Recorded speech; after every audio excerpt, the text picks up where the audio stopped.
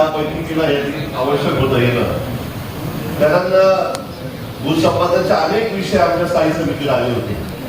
तर सभापती या ठिकाणी असते तर त्या ठिकाणी त्यांनी मांडलं असतं.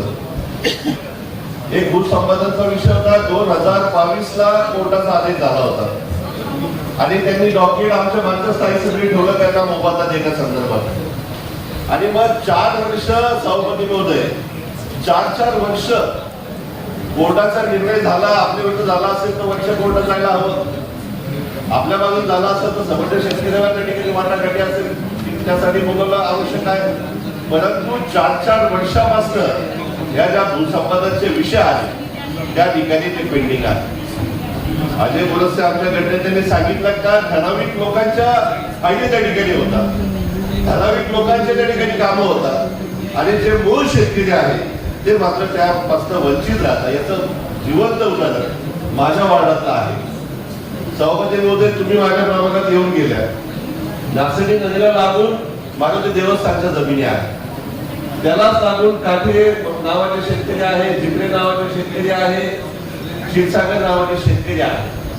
मागच्या कुंभमेळ्यामध्ये आपण जो 30 मीटरचा रस्ता विकसित केला आणि त्याच्यामध्ये 50% रक्कम ही देवस्थानला देणं गरजेची होती, गिड्याच्या संदर्भात माध्यमातून असेल आणि 50% रक्कम ही शेतकऱ्यांच्या वाट्याला यायला हवी होती.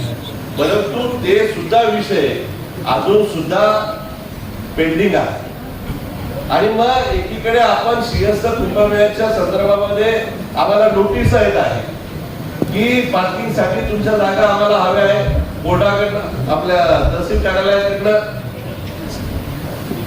काही समिती तुम्हाला सभापतीमध्ये सांगत होतो की सर्वे नंबर 772 याचा निकाल 2022 ला झाला होता आयुक्त महोदय.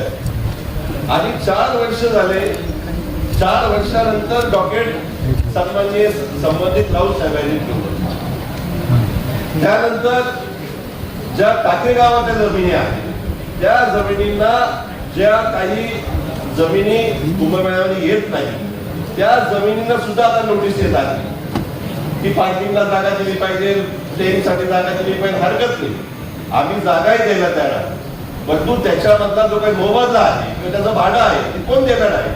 महापालिका देणार का कलेक्टर ऑफिस देणार? याचा सुद्धा उहापोह या ठिकाणी आयुक्त महोदयांनी करायला हवा की त्याची जबाबदारी निश्चित झाली पाहिजे.